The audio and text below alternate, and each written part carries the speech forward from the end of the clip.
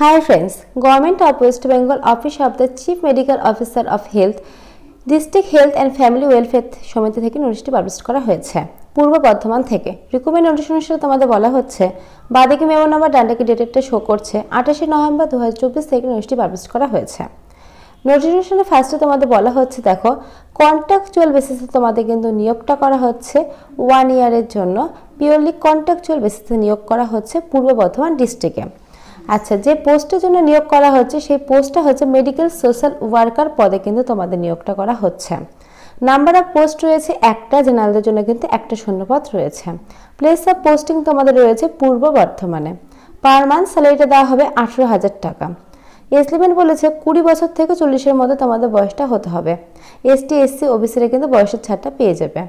Essential qualification বলেছে graduation degree থাকতে হবে, বিএ বিএসসি বিকম এই সমস্ত নিয়ে, সঙ্গে 1 ইয়ারে কিন্তু ডিপ্লোমা তোমাদের থাকতে হবে কম্পিউটার নিয়ে। তারপরে কি বলেছে দেখো প্রসেস অফ সিলেকশন। তো প্রসেস অফ সিলেকশন তোমাদের কিন্তু একটা বলে দিয়েছে candidate filling eligibility criteria will be call for written test.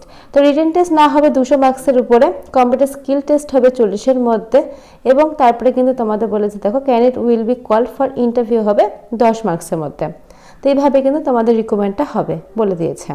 আচ্ছা, তো নিচের দিকে দেখো ডেটটা মেনশন করা রয়েছে 24/12/2024 তারিখ পর্যন্ত কিন্তু লাস্ট ডেটটা তোমাদের রয়েছে। অনলাইন অ্যাপ্লিকেশন কিন্তু করতে হবে। তো নিচের দিকে দেখো একটা ওয়েবসাইট মেনশন করা রয়েছে, নিচের দিকে না সরি সেকেন্ড লাইনে তোমাদের একটা ওয়েবসাইট মেনশন করা রয়েছে দেখো www.wbhealth.gov.in। এই ওয়েবসাইটের মাধ্যমে কিন্তু অনলাইনের মাধ্যমে তোমাদের রিকমেন্ডটা করতে হবে। রিকমেন্ড করার লাস্ট ডেট রয়েছে 24/12/2024 তারিখ পর্যন্ত।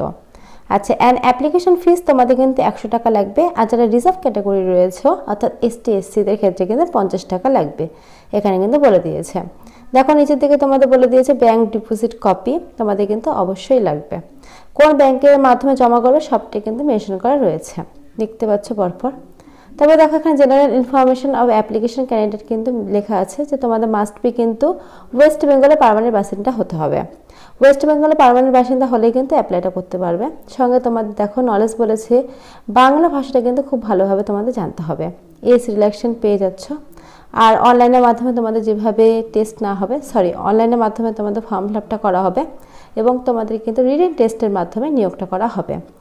তো তোমরা দেখতে পেলে এখানে কিন্তু ওয়েস্ট বেঙ্গল সবাই আবেদনটা করতে পারবে, যেহেতু এখানে বলে দিয়েছে the applicant must be West Bengal, তাই ওয়েস্ট বেঙ্গলে কিন্তু প্রত্যেকটি ডিস্ট্রিক্ট থেকে আবেদনটা তোমরা করতে পারবে, এখানে কিন্তু বলে দিয়েছে।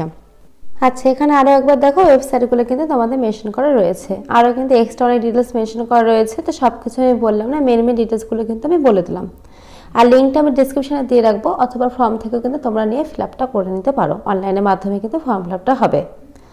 আচ্ছা, এখানে যা যা ছিল সবটাই তো আমি বলে দিলাম। এরপরে যদি কোনো রকম কোশ্চেন থাকে অবশ্যই কমেন্ট বক্সে কমেন্ট করে আমি অ্যান্সার দিয়ে দেবো। আর অবশ্যই এই ভিডিওটা ভালো লাগলে তোমাদের ফ্রেন্ডের সাথে শেয়ার করতে পারো, যাতে সবাই ফর্ম ফিল আপটা করতে পারে। তো আজকের মতো এইটুকুই, ধন্যবাদ আমার ভিডিওটা দেখার জন্য।